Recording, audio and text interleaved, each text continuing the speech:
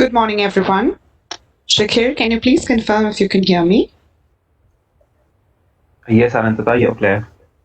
Thank you. Good morning, everyone, and welcome to the Study Permit Processing webinar that IRCC has been hosting almost every week since the month of August. For those of you who have joined in, may I request you to kindly type in your questions in the Q&A box instead of the chat box. The format that we will be following today is that my colleague Shikhar Gupta will be doing a presentation where he will be sharing all the valid and relevant information regarding study permit processing under the current COVID-19 pandemic. And then we will be addressing questions that you would have typed in through the Q&A box. Now, when we answer the questions, we will try and club them together so they are more generic and not specific. So that means that questions regarding specific file numbers and specific case situations might not be addressed here. And we would request once again that you keep yourselves on mute. And without any further ado, I would request Shakir to kindly start with the presentation. Thanks, Anantata. Very good morning, everyone, and thank you for tuning into our webinar on study permit processing during the COVID-19 pandemic. My name is Shikhar, and I'm the Outreach Officer at IRCC Chandigarh. The target audience for this webinar are students from India who are interested in pursuing a Canadian post-secondary education. Before we begin, please note that the contents of this webinar are valid only as of today. For the most current information on IRCC processes and travel restrictions to Canada, please visit our website www.canada.ca/immigration. So now let's begin. We realize that international students make significant cultural and social contributions to Canada. They also generate more than $21 billion in economic activity. Since the onset of the pandemic, IRCC has implemented a number of temporary policy changes to support and reassure international students and designated learning institutions. The fall 2020 semester has by far the largest student intake throughout the academic year, and this is fast approaching. The most recently implemented measures were introduced on July 14th and are aimed at this upcoming cohort. The changes will continue Canada's reputation as a premier destination for international students, and they will demonstrate the importance of the International Student Program and the contributions international students make to Canada. We strongly encourage students to still consider studying at Canadian institutions, even if many DLIs have moved their fall 2020 semester to an online format. So moving on, our agenda for today will cover the following topics. First is that why you should consider studying in Canada. Second is how the application process works. Then we'll see the restrictions to travel to Canada. Fourth, we'll see the exemptions on those travel restrictions. Fifth are the processing changes due to COVID-19, which include a two-step review process, student direct stream, eligibility to work, authorized leave during studies, and impact on the postgraduate work permit program. Then we'll cover some fraud tips and what you need to know before traveling to Canada. As Anandita mentioned, we will end the presentation with a question and answer session. Please only use the Q&A box to send us a question, and we will go through them after the presentation.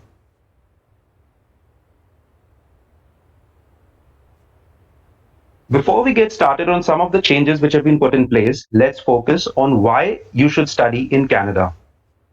First, our world-renowned qualifications. Canada is recognized worldwide for the outstanding quality of education institutes.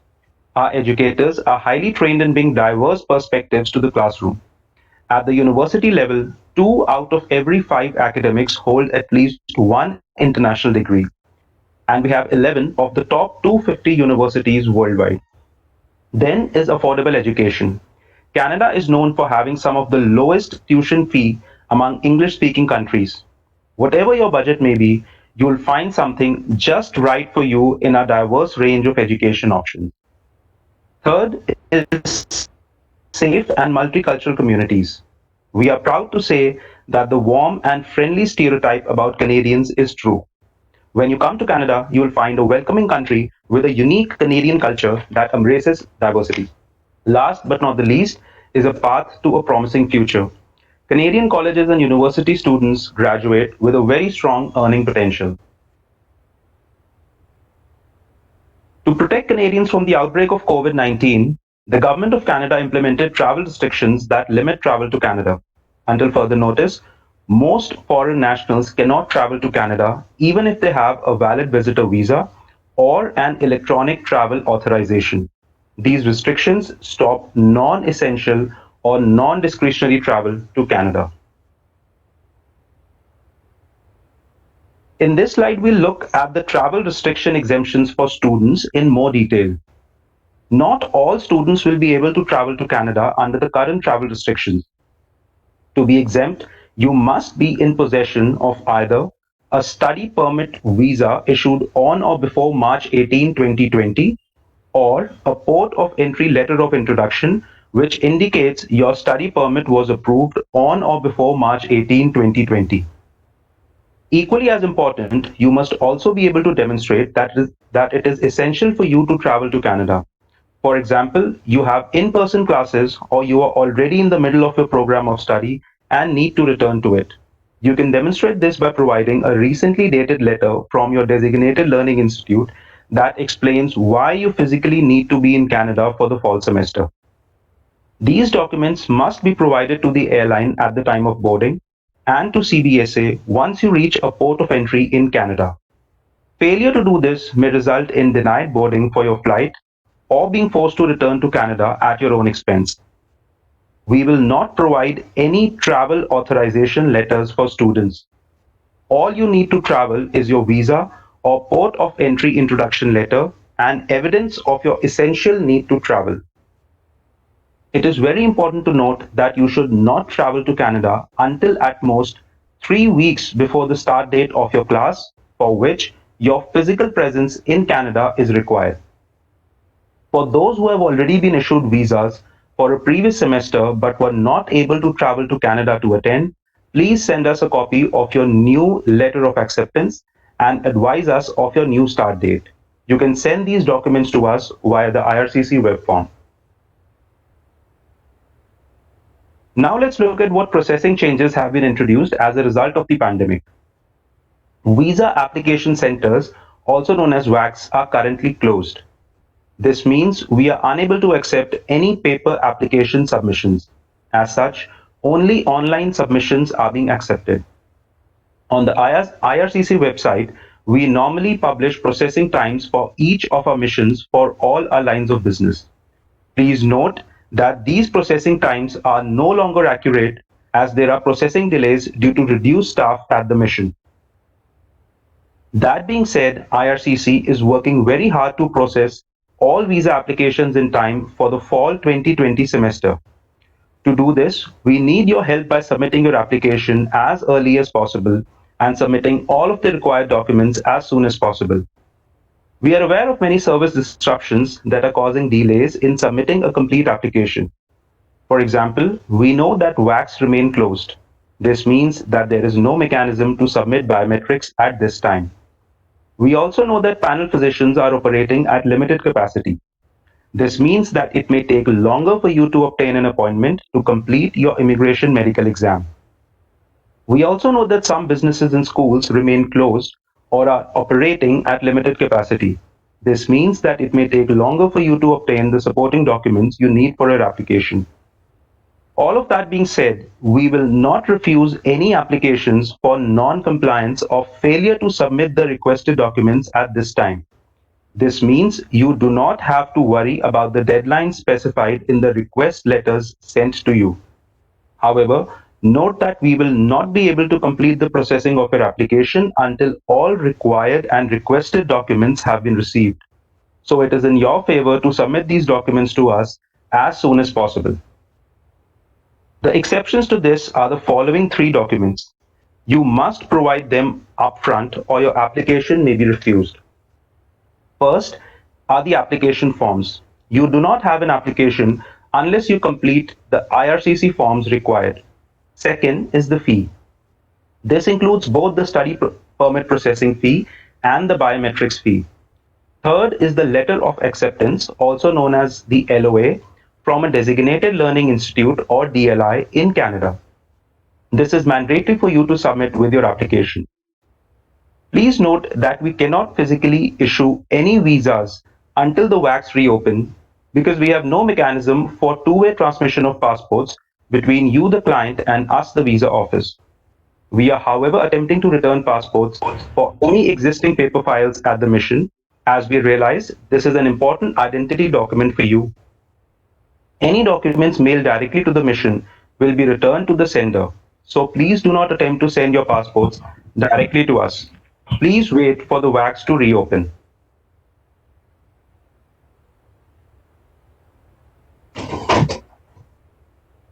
So I've previously indicated that only those with visas issued on or before March 18th may travel to Canada under the current travel restrictions. The recently introduced measures address applications which have not yet received approvals as of March 18th. Here are those measures. First, if your program of study will qualify you for a postgraduate work permit, also known as PGWP, and a part of your course, that is for the fall 2020 semester, has been moved to an online format because of the pandemic, the time spent on the online portion while outside of Canada will still count towards time on your PGWP. However, the online portion must be 50% or less of your entire program of study. This means you will still need to complete a minimum half of your program in Canada for all that time to count towards your PGWP. Second is that only online study permit applications will be prioritized. A two-stage approval process will provide some breathing room for students who are not yet able to provide biometrics or medicals. The first stage is the approval in principle, also known as AIP. This is essentially the eligibility assessment of your application. If you receive an AIP approval, your online course time will count towards time for your PGWP. This means you do not have to wait for a visa to be issued.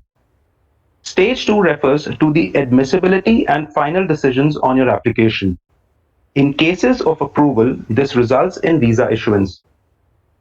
Please also note that an AIP approval is not a guarantee of a visa. Stage 2 includes admissibility decisions. For example, you may be refused a visa despite having an AIP because you have failed your medical exam. Now, this chart explains the process from start to entering Canada. Prior to applying for your study permit, you should carefully research designated learning institutions, decide if you're traveling alone, prepare a budget and proof of funds, gather all important documents.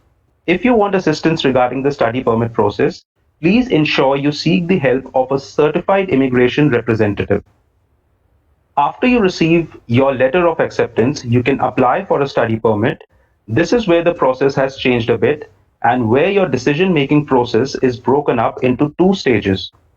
As well, even after being issued a visa, you may still not be able to enter Canada if you are not exempt from the travel restrictions. As you can see, the assessment of your application will be broken up into two stages.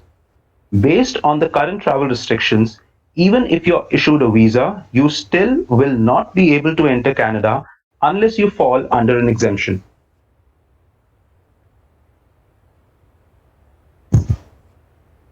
So the AIP applies to applications which have not yet received a final decision as of March 18th. It refers to the eligibility assessment of your application. Essentially, it means that even though you are still missing medicals or biometrics, you may still be able to receive an AIP on your application. The criteria for this assessment has not changed. Neither the requirements nor how an officer makes that assessment. So here are the criteria. First is that you are a genuine student. This means you have demonstrated the academic and language capability through the submission of your previous academic transcripts and IELTS or TOEFL scores, and that you are able and qualified to complete a program of study in Canada. Second is that you've been accepted by a DLI or a designated learning institute in Canada. This means you have submitted a valid letter of acceptance from a DLI in Canada. Third is that you have sufficient funds to pay for your studies, living expenses, and transportation without working. This means you have submitted financial evidence of liquid funds to pay for these three things for the first year of school, and demonstrated via explanation and proof how you intend to pay for these three things, that is tuition, transportation, living expenses, for all the remaining years of studies. Fourth is that you will leave Canada by the end of your authorized stay. This means you have demonstrated through evidence and explanation what your ties are to your home country, which will motivate you to leave Canada once your visa expires. Once you receive AIP in your application, a letter will be sent to you electronically to relay this information to you.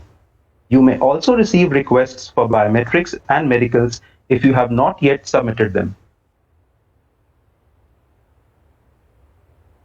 This slide provides a list of basic documents required to receive an AIP for the SDS and non-SDS stream.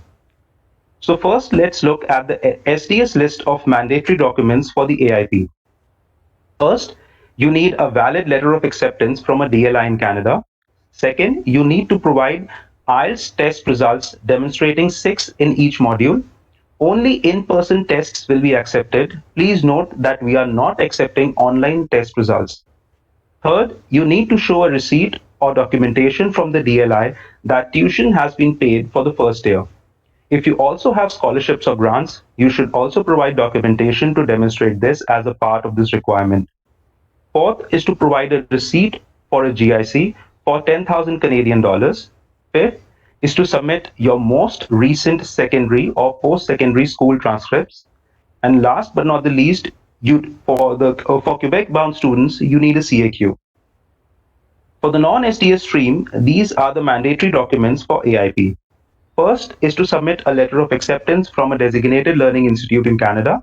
Second is to provide IELTS, TOEFL, or PTE test results. Again, no online English language test results will be accepted. Third is to show documentation that demonstrates you have in liquid funds and enough money to pay for tuition, living expenses, and transportation for the first year of school, plus an explanation and evidence of how you intend to pay for all of the remaining subsequent years of school without relying on working in Canada. Fourth, you must submit your most recent secondary or post-secondary school transcripts. And for Quebec-bound students, you need a CAQ. Additionally, we would recommend you to submit a letter explaining why you choose your program of study. Admissibility assessments are made after AIP and before visa issuance. They include assessments such as medical, criminality, and biometrics, among other things. This means that you must provide biometrics, complete your immigration medical exam, answer all questions truthfully and completely. This includes declaring all previous visa refusals for all countries, providing all of your background history for the last 10 years, and being truthful about any previous arrests and criminal history. And you must always submit only authentic documents.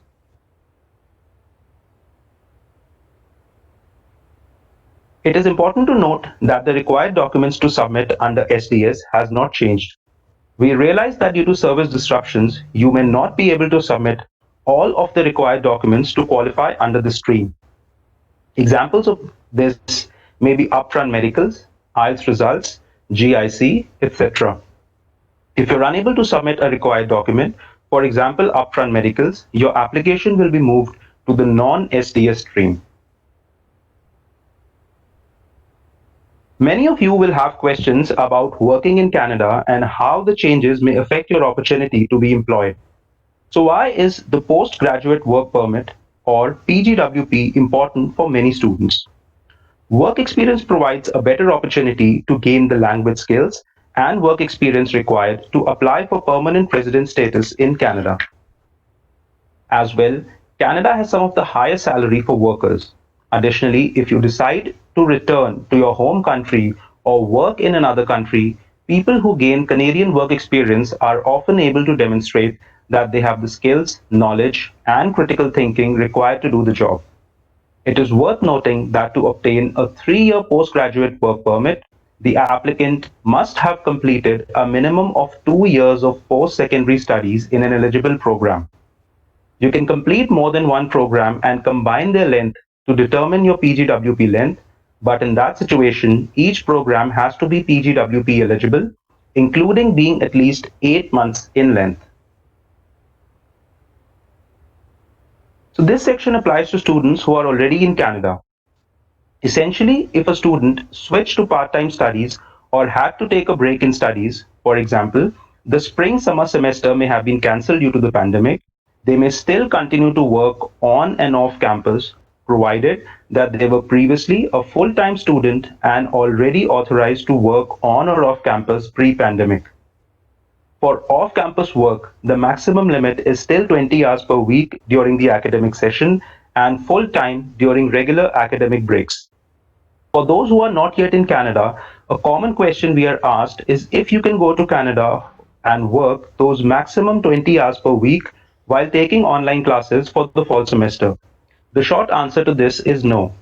I would like to remind you of what we discussed in the earlier slides regarding what students need to demonstrate in order to travel to Canada. Unless your physical presence is required for your studies in the fall semester, it is not essential for you to travel to Canada at this time. Additionally, only students with visas issued on or before March 18, 2020 can travel to Canada under the current travel restrictions. So we have heard your concerns about having to pause mid-studies for one-year programs so you do not exceed the maximum allowable time on online studies outside of Canada in order for the entire program to count towards your PGWP. We are pleased to introduce new measures to address this. Here are the latest changes. If you're unable to travel to Canada at this time due to travel restrictions, your eligible online studies will count towards your PGWP if you already have a study permit, or you have been approved for a study permit, or you will apply for a study permit before beginning of your studies in January 2021. If you fall in any of the situations listed above, you can complete up to 100% of your program online while outside of Canada if your program is between 8 and 12 months in length and you started your program of study between May and September 2020. This essentially means that taking an entire one-year program online outside of Canada may qualify the entire program for a PGWP. If you can complete up to 50% of your program online up until April 30, 2021, while outside Canada, if you also eventually complete at least 50% of your program in Canada. Additionally, you can complete up to 50% of your program online up until April 30, 2021, while outside Canada if you graduate from two different programs within 2 years of each other, and each program is at least 8 months in length, and at least one of the programs started between May and September 2020, and at least 50% of the combined programs is completed in Canada. This means that you could potentially complete a one-year program outside of Canada and then take another one-year program in Canada, and both programs will give you the maximum allowable time towards your postgraduate work permit. If you decide to study and work in Canada, you may then decide to make Canada your permanent home. To begin the process of applying for permanent residence in Canada, you must submit your profile in the Express Entry online system. This will show you how many comprehensive ranking points you have based on your education, your work experience, language ability, and other factors. On a regular basis, IRCC invites the candidates with the most points in the Express Entry pool to apply for permanent residence through one of the federal economic immigration programs. If you're invited to apply for permanent residence, your invitation will tell you which program you need to apply through and will have 60 days to submit your application. There are other options to apply to immigrate permanently as a worker outside of the Express Entry system. Some examples include the Provincial Nominee Program and the Atlantic Immigration Pilot. Now let's look at the conditions by which you must abide before air travel to Canada. The airline will require the following documents from you. First is your passport. Second is a valid study permit visa or a port of entry introduction letter issued on or before March 18th, and documents to demonstrate that your travel to Canada is essential. Failure to provide any of these documents may result in your being denied boarding. Additionally, you will be required to pass a health check performed by the airline officials just before your flight. If you're showing any COVID-19 symptoms, you may also be denied boarding. If you're approved for boarding, note that you must wear a non-medical mask or face covering upon arrival in Canada. All travelers must undergo a health check upon arrival in Canada.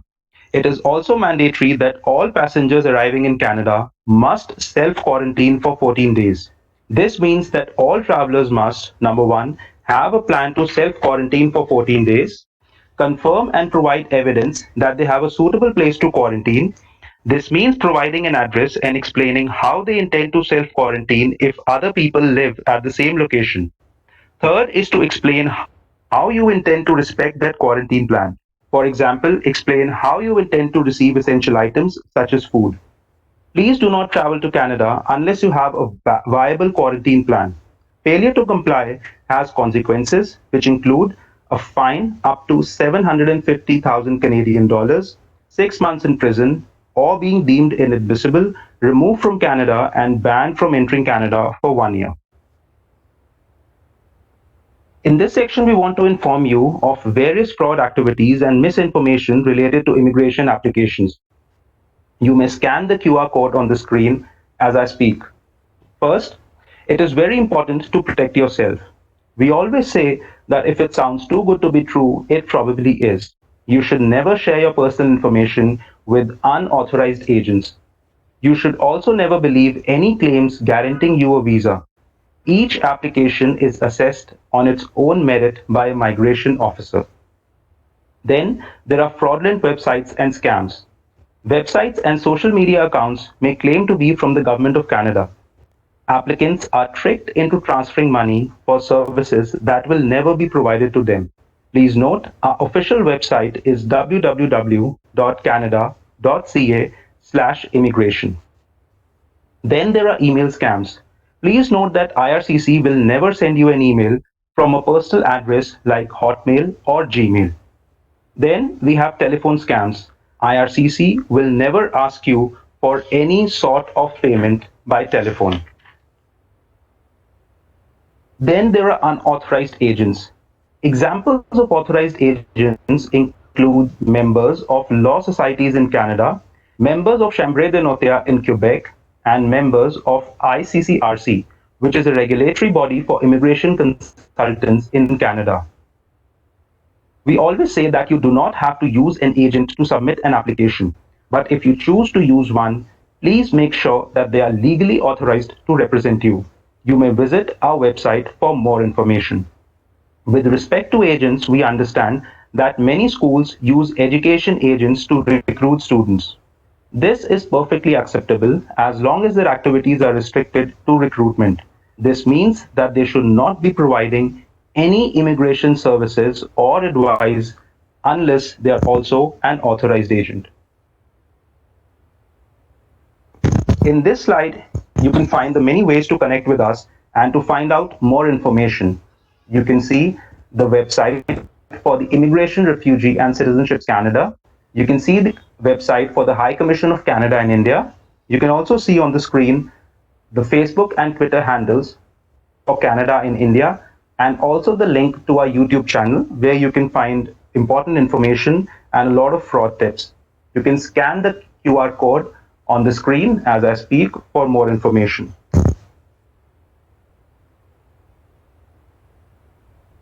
So this brings us to the end of our presentation. I would now invite Anandita to answer the questions which you have typed in the Q&A box. Thank you.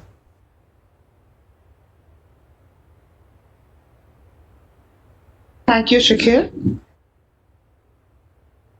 Hello, everyone. My name is Anandita Purakohai, and I'm the Outreach Officer for IRCC Delhi. Before I start addressing your questions, I would like to comment upon something which is coming up which has been typed in by a lot of people who have joined the webinar today. We understand your concern about not getting any updated information, or should I say, not getting any revised information with regards to lifting of travel restrictions or VAC openings. So the comments coming in, those types of comments coming in, I understand that they are coming in from people who have already joined our webinar this month. Please note that our webinars are done weekly so as to provide information to people who actually need it at this point in time. So if you feel you have joined a webinar earlier this month, then yes, you might not find any new information, because as you might have been scanning our social media pages, there has not been any changes to the current travel restrictions, which are still in place till September 30th. So just to say, we understand your frustration and we understand your the obstacles that you're facing while having to study from here in India or your home country. But please do understand that we are trying our level best to provide you with all the updated information. So if you find this information repetitive, then yeah, it might be the case, because the information that we are providing today has not changed since the first week of September. So apologies in advance for that. And with that, I would now like to address a couple of, not a couple, a few queries which have been coming in very frequently in the Q&A chat box. So one of the first questions which is being asked is, how do I demonstrate that my travel to Canada is essential if I have never lived in Canada? So, for this, you have to consult with your designated learning institution to determine if your entry into Canada is essential. If your entry into Canada is essential, the institution should provide you with a letter clearly outlining why you must be in Canada. Neither IRCC nor the High Commission provides any travel authorization letters for students. Now, the next question that we have is, what if my DLI does not provide online courses and requires me to be in Canada, but I received my approval after March 18th, 2020? In this case, you will not be able to travel to Canada under the current travel restrictions, even if your DLI requires you to be in Canada. In this case, sorry, I'm sorry, in this case, you should consider deferring your studies. The next question is, can I still go to Canada and work 20 hours a week off campus if my classes are online? So the short answer to this is no. If your classes are online, you would not have an essential reason to travel to Canada, as Shikhar mentioned in his presentation, and hence the working of 20 hours a week off campus doesn't apply in your situation. The next question is, I was not allowed to board the aircraft leaving for Canada even though I have a valid study permit issued before March 19th. What should I do? The final determination to allow a traveler to board an aircraft is made by the airline, often in consultation with the Canada Border Services Agency. It is your responsibility to have documentation that clearly shows that your travel to Canada is essential. The next question is regarding the two-stage assessment process which is currently in place. So the question is, the letter of acceptance for a designated learning institution in Canada, is the two-stage process available for winter 2021 start dates? So I can see that this question has come in from a lot of people who are planning to start their studies in the winter of 2021. So the answer for this is that the two-stage process does not apply to you, and it will only be for programs that start or have started in the spring, summer, or fall of 2020. The next question is, people want to know what an officer looks for when considering the review of an application to grant or deny an approval in principle. So the officer weighs factors including if you or your family are established in your home country. An example of this could be a stable employment with a good salary. Does your course of studies make sense? You should be able to explain why you chose this course of studies. Do you have sufficient language skills to show that you are able to succeed in your studies in Canada? Do you have sufficient funds to pay for your studies and living expenses without relying on working in Canada? And do you have a valid letter of acceptance from a DLI? This is a very important thing. Coming to questions received regarding SDS and non-SDS documentation submission.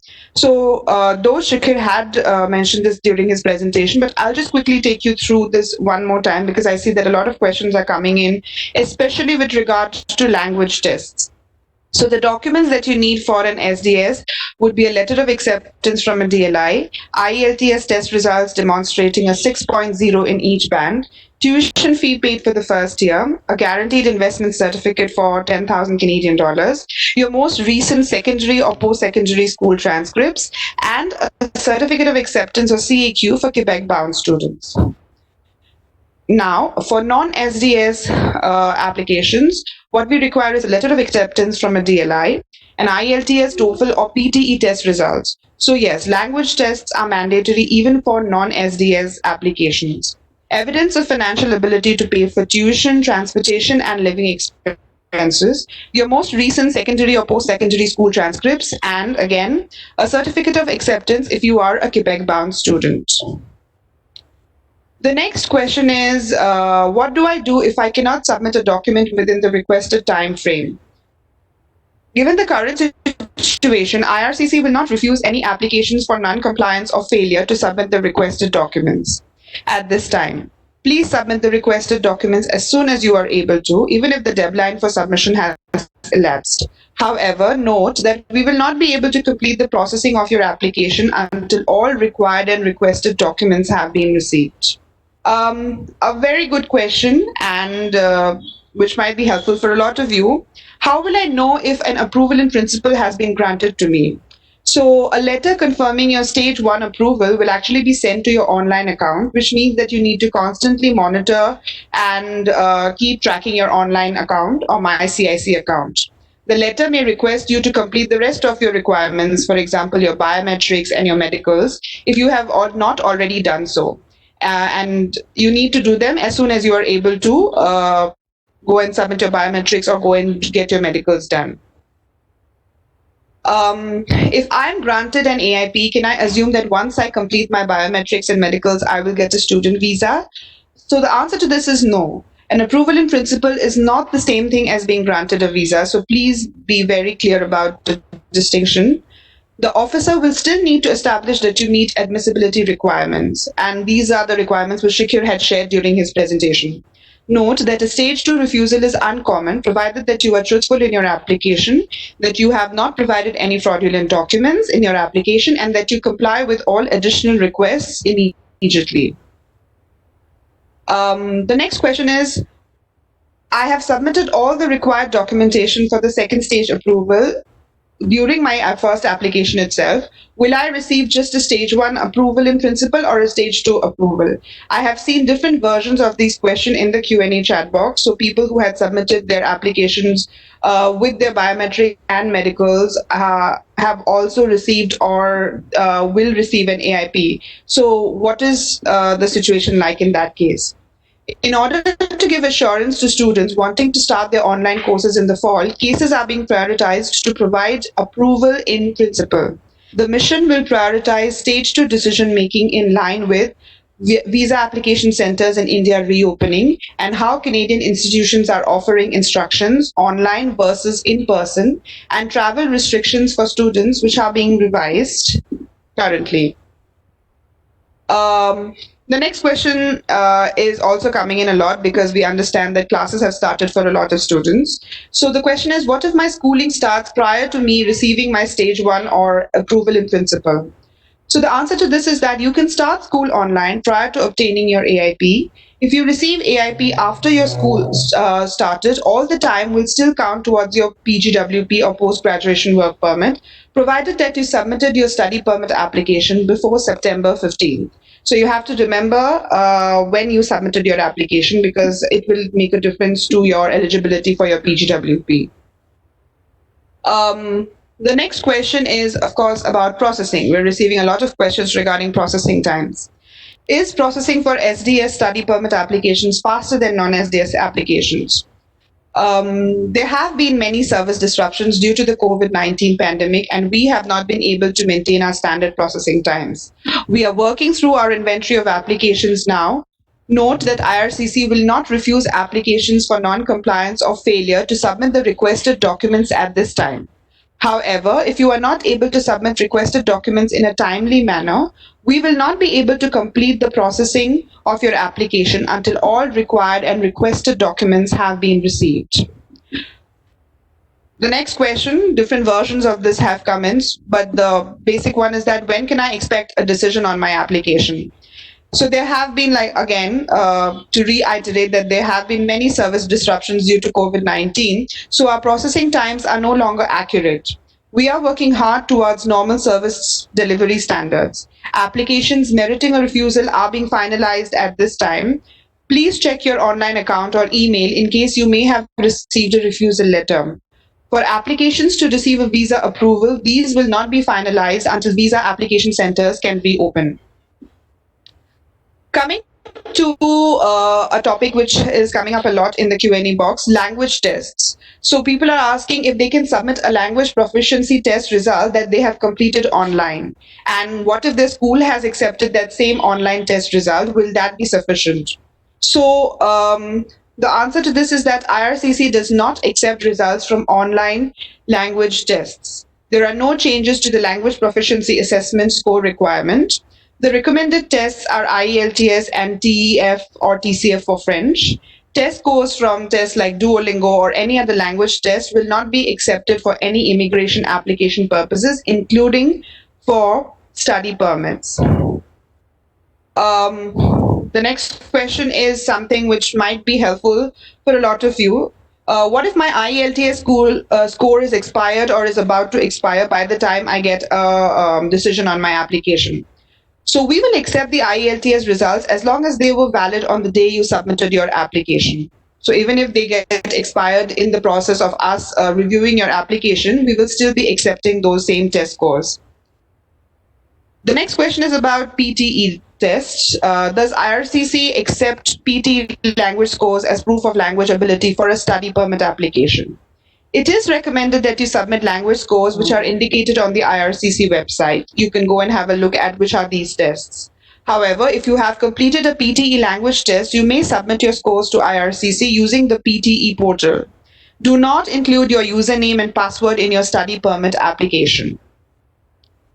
The next set of questions, I'll be addressing a topic which is probably valid for a few of you considering the given situation about deferring studies. So the person is asking, my application is still pending. What will happen if I defer my studies to a later semester? So if you choose to defer your studies, ensure that you submit a new letter of acceptance using the web form as soon as possible so we can update your file.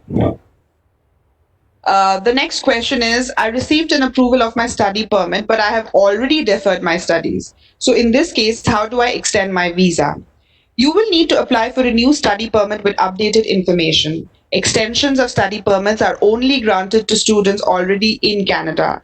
And since most of you are not there right now and are in your home country, instead of an extension, you will have to apply for a new study permit. The next set of questions will be addressing your queries regarding PGWP. So the question is, I have already completed 50% of my programs online prior to the fall semester. Can I still obtain a PGWP? So the answer which Shikhir had also shared during his presentation, and I will be sharing with you again, is that you can complete 100% of your program online if your program is between 8 and 12 months in length, and you started your studies between May and September of 2020. You can complete up to 50% of your program online until April 30th, 2021 if you complete the other 50% of your program in Canada, or you can complete up to 50% of your studies online until April 30th, 2021 if you will graduate from two different eligible study programs within 2 years of each other. If one of the programs started between May and September 2020, if each of the programs is at least 8 months in length, and if you complete at least 50% of the combined length of the programs in Canada. The next question is, can I switch from a full-time to part-time studies, and will this affect the duration of my PGWP? For the fall 2020 semester, you must be enrolled for a full-time studies for that time to count towards the PGWP. So even if you are right now taking classes from home, which are online classes, you will still be eligible for a PGWP if the course that you had enrolled for was originally a full-time in-class physical course and not a blended course or not an online course right from the beginning. For winter, spring, and summer 2020 semesters, the duration of your PGWP will not be affected if you become a part time student because your DLI cancelled or delayed classes due to public health measures. And now I'll address just a couple of questions regarding accompanying dependents for those of you who do have people planning to travel with you. So the question is, I submitted an application for my dependents along with my study permit application. Will they be processed at the same time? The answer is yes. Applications for spouse and children or just a child of prospective students will be processed at the same time. You must provide financial documentation to show how you will be able to support your dependents without working in Canada. But you also have to keep in mind the current processing times, which we have repeatedly been saying have been affected due to the pandemic.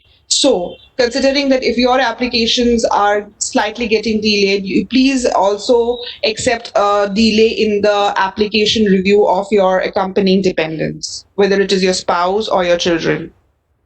The next question is, can my dependents travel with me to Canada if they have temporary resident visas and I have a study permit? So, to be exempt from the travel restrictions, temporary resident visa holders who are immediate family members of study permit holders require a letter of authorization from IRCC in order to travel to Canada. A request for an authorization to travel can be made by sending an email to an email address. That email address I will be sharing with you in the Q&A box right after I address this query. The following information should be contained in that email that you write to us: documentation showing that they are an immediate family member of a study permit holder, why they need to travel, and what is the essential purpose of their travel, their file number, name, and date of birth. So with that, I have come to the end of the most generic questions that we have received in our Q&A chat box. I will now turn this over to Ms. Jackie McLean, who is the manager of our client service and exceptional cases unit, and also to Shakir, who will be addressing a few queries which seem to be very specific but also very pertinent given the current situation. So over to you, Jackie and Shakir. Thanks, Anandita. So, Jackie, can you hear me? Yes, I can. Can you hear me? Yes, I can. Thanks. So, Jackie, I think Anandita has addressed a lot of the questions by the participants already. Just some of the questions we are getting from a lot of people. So, the first question is that when can we expect the wax to be opened? I know that there's a lot of people that are very concerned about that. And for students, I want to say that at this time, regardless if the VAC is open or not, the travel restrictions remain in place. And that is that you cannot travel to Canada at this time, regardless if you have a visa, unless you meet the travel exemptions. So those students that meet the travel exemptions, again, are those students that were issued a study permit on or before March 18th and have a non-discretionary purpose of being in Canada, like your courses are being held in person or you have labs, those types of things, and in which case you have to get a letter from your designated learning institution. So I know that there is a lot of anxiety over the VACs reopening, but at this time, even if the VACs were to reopen, you would not be able to travel to Canada. So the other thing that I wanted to alert people to is we are receiving a lot of passports at the High Commission, people that are sending in their passports. It's taking us, we're working with reduced staff during this time, and it does take a lot of resources to be able to obtain those passports and then have to mail them back to you because we're not accepting passports at the High Commission at this time. So please do not mail your passport to our office. As well, if and when we will be accepting passports, it may not be that the VACs will reopen in a way that we are back to our full services, where we will accept biometric enrollment, accept paper applications, accept passport submissions. We are working in a new world. We've heard this term, a lot, and we have to think about the health and safety of our clients and of the staff at the High Commission and the VAC. And therefore, we will be looking at how best to be able to obtain passports from clients, whether that be via courier option versus in person. So do make sure that you keep informed by following us on social media, and we will provide very, very clear instructions regarding how we are going to move forward with this. And we will be prioritizing based on people that are currently exempt from the travel restrictions. Over to you. Thanks, Jackie. Thanks, Jackie, for the clarification. So another question which a lot of participants are asking is that they've applied for a study permit for the January 2021 intake. They need clarification as to how their application would be considered, whether it is a two-stage approval process or a full approval. They say that most of them only have biometrics pending in their application. So, as stated earlier, if you have admission to the winter session, this is not, at this time, the approval in principle, the two-stage process has not been extended to the winter session. This may change, but at this time, it has not been. So we're all kind of wondering how what's going to evolve, and that may change. But at this time, what we're focusing on is approval in principles for applicants that have registered for the fall semester, because not everybody has received their approval in principle yet. Once we have dealt with those applications, then we will prioritize applicants that have registered for the winter session. Over. Thanks, Jackie. So the next question which we could take is that I have submitted my full file before the pandemic, that is on 3rd of March 2020. I submitted a complete file with medical exam and biometrics. So why am I getting an AIP letter now instead of a full approval? So it was submitted, it was submitted before March 18th? That's right.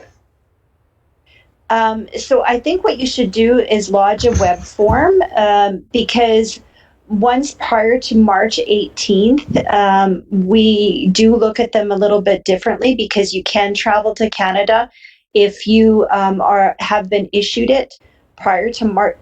Actually, you know what? Let me rephrase that. So yeah. He submitted it, but he or she submitted it, but didn't receive their approval. So, that's right. Okay, sorry. So because there was not approval prior to that date, it would be part of the two-stage process. Thanks, Jackie.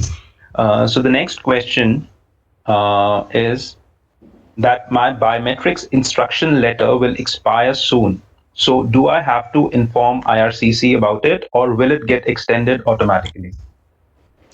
So all of our instructions on our website and through many of the posts that we have done on our Facebook very clearly indicate that the biometric letter, because it is an automated letter, will be for requesting you complete biometrics within 30 to 90 days. This has been extended until the visa application centers have reopened. So you will not be receiving a new letter, but you will have time to take your letter and present it to the visa application center once it reopens for biometrics. Thanks, Jackie. So the next question is that I'm currently in the United States, and my entire application has been submitted for study permit in September intake with all documents and biometrics. The WACs in US, the participant says, are open. I have received the phase 1 approval, when can I expect the phase 2 approval?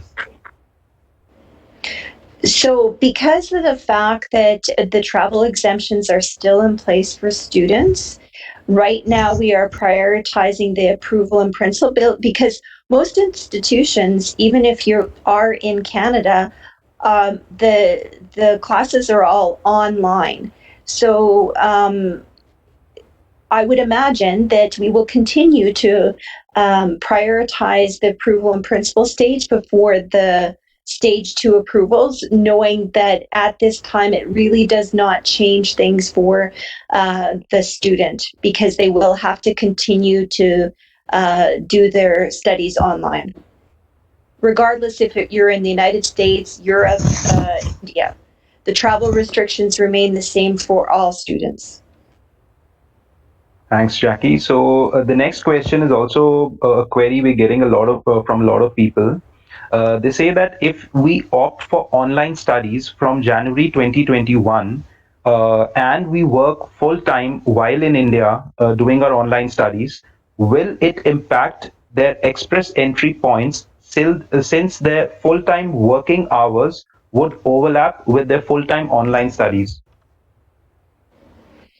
So for express entry application, every application is different. It depends on the amount of points. It depends on the amount of studies.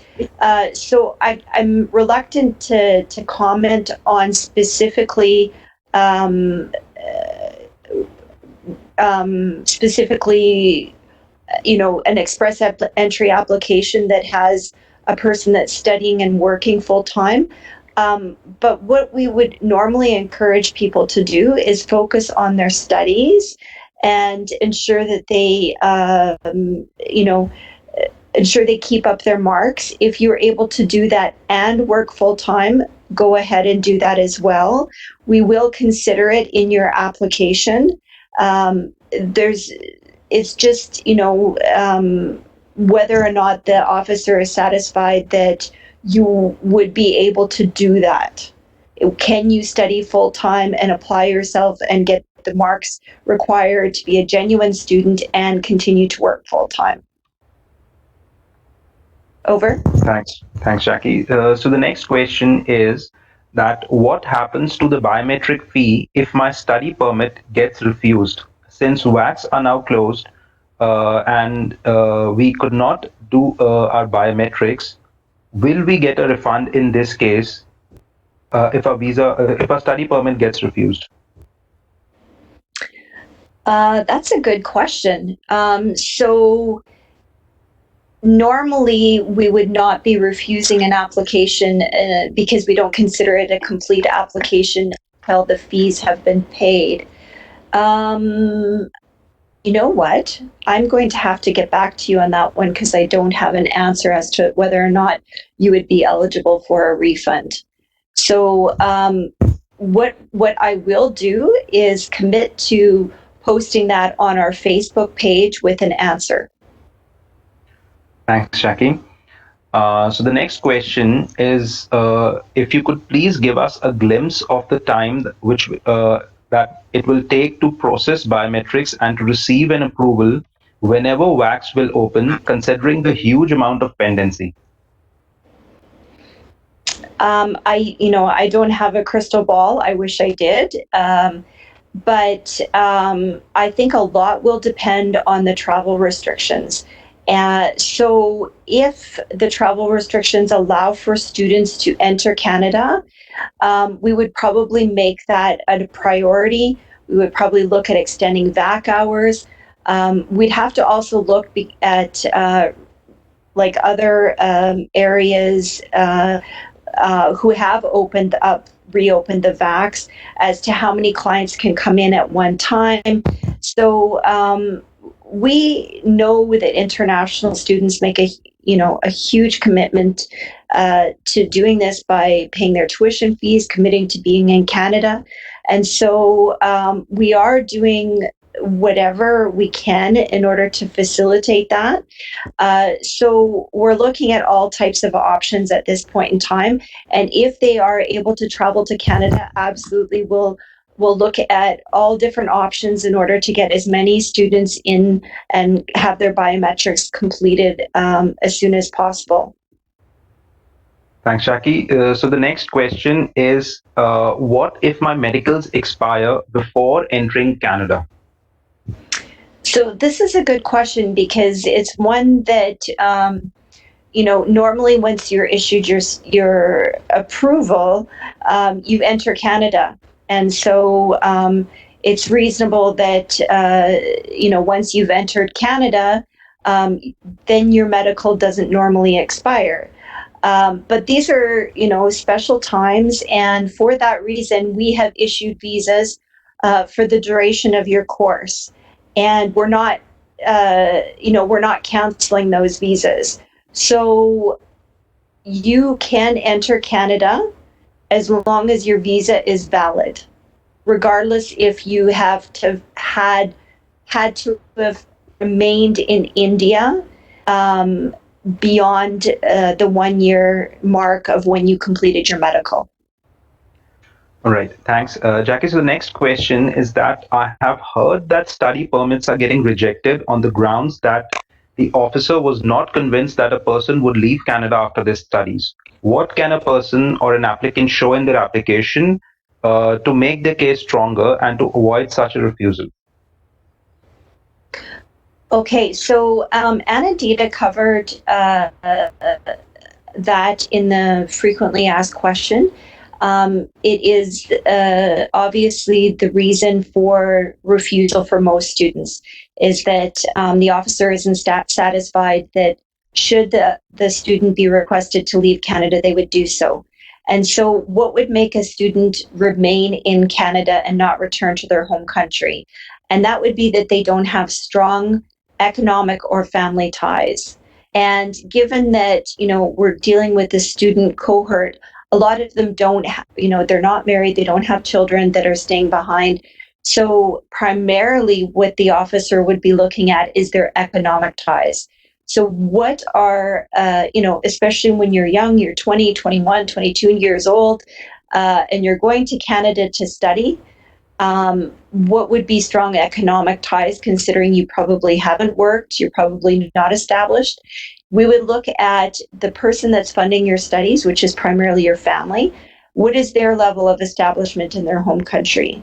So example of that would be that they had long-term jobs where they have a relatively strong income.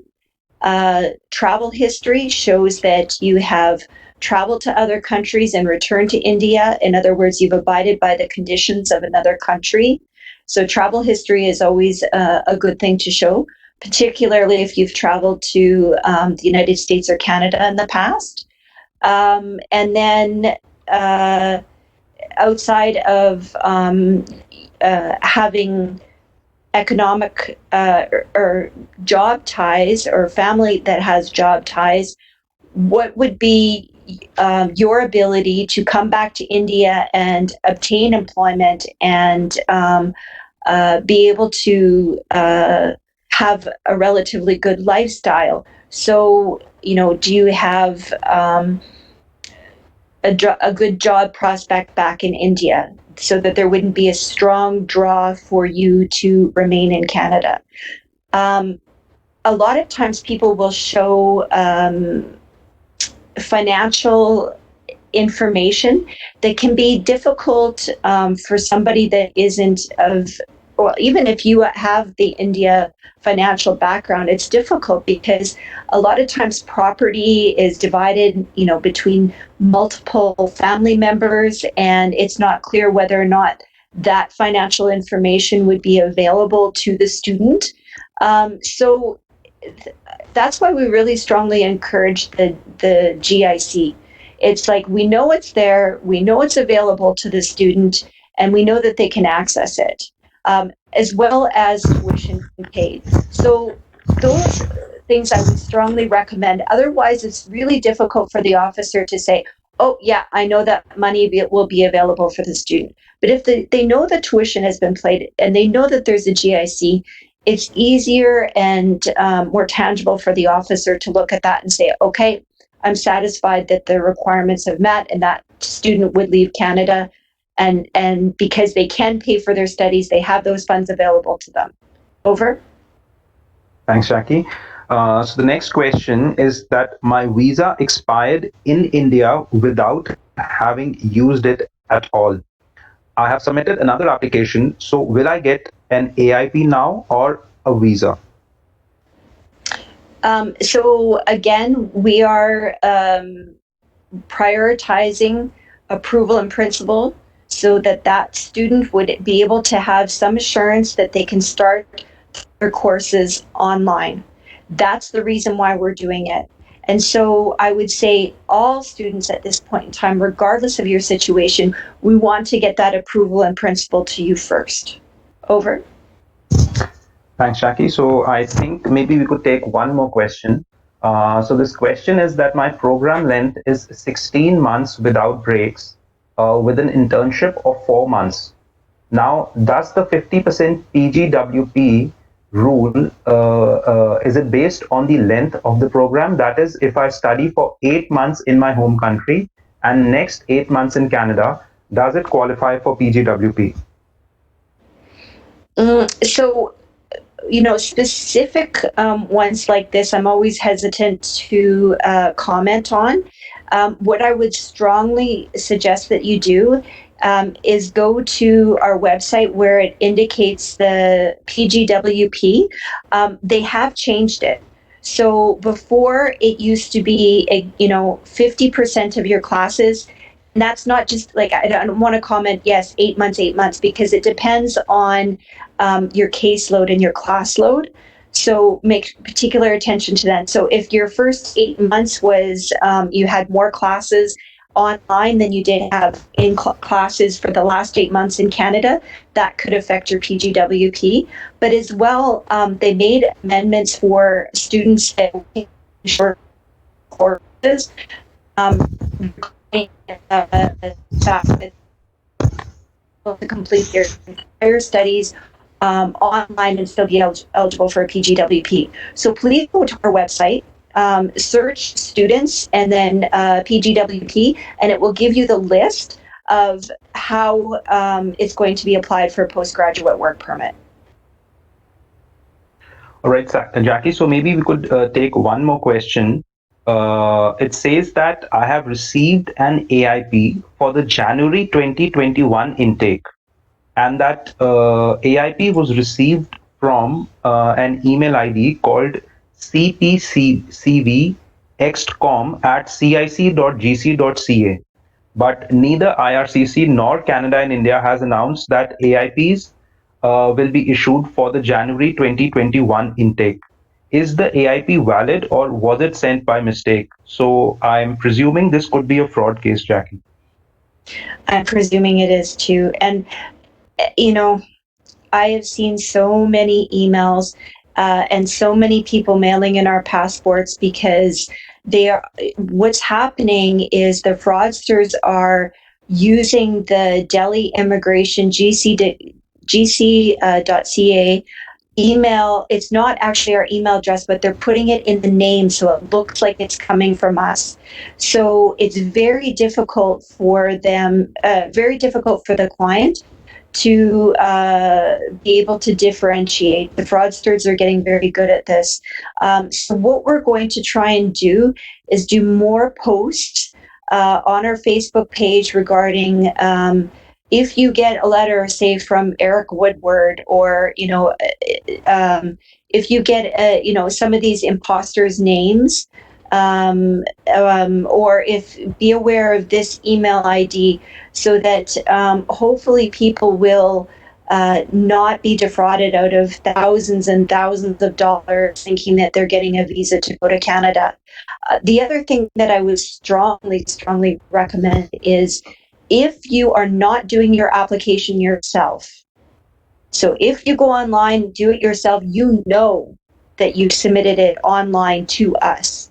However, if you are using a rep, you have to check to make sure that that rep is authorized.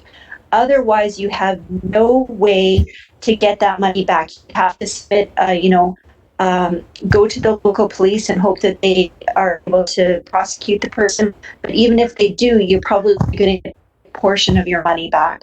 So go onto the IRCC website or check the lawyers in Canada by verifying that they are authorized. Then if your authorized rep does something that is inappropriate, we will investigate it. We will look at whether or not we can process your application because the rep acted in an inappropriate or non-authentic way. So please, please, please pay attention to the fraudsters.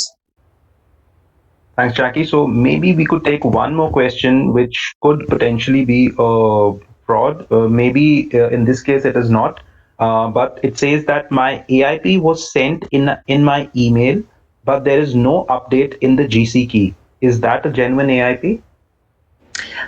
So usually we're trying to send in the GC key, but it's particularly if your application was submitted on paper.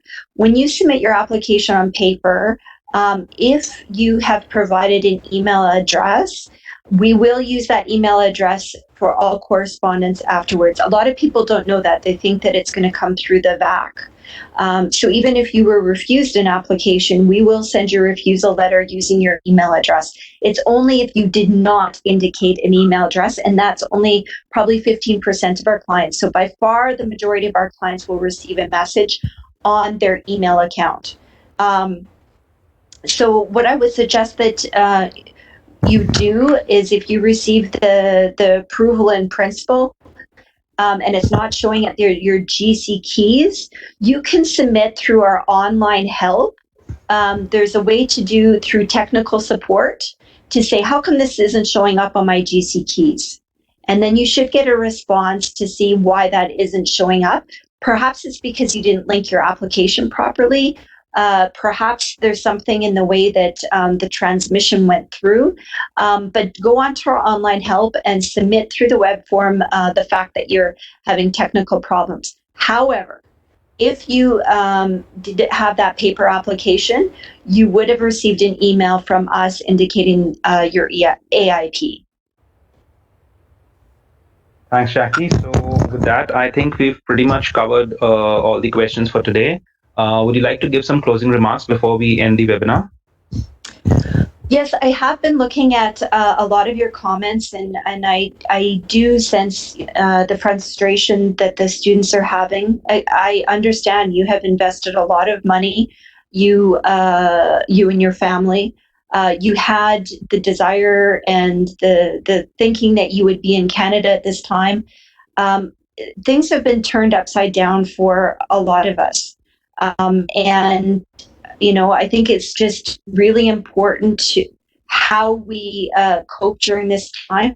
And online, although like my children are doing online in India right now, it's not ideal. But we need to try and make it through this and cope as best as possible so that we can come through it. You can move to Canada. You can complete your studies. You can get a postgraduate work permit. Hopefully, the pandemic probably is not going away anytime soon. So we have to figure out ways to cope. And if the travel restrictions are not lifted in the near future, we're going to have to continue to look at ways to cope with this. So I know that they are reviewing different things in Canada regarding how institutions can reopen. Make sure that you talk to your DLI about that. What are the chances that you will be providing online classes, in-person classes? If they're not going to be online for the January session, what are the chances that you should go to Canada at that point in time? So I think the key message for everyone is just to please bear with us during this time. We are trying very hard to action as many requests as possible, despite many of us working from home. not having the same bandwidth, not being able to,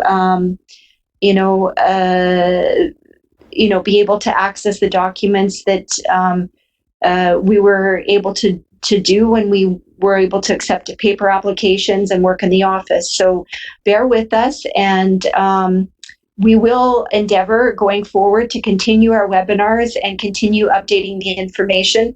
Right now, because the travel restrictions have not changed, we have provided the same webinar.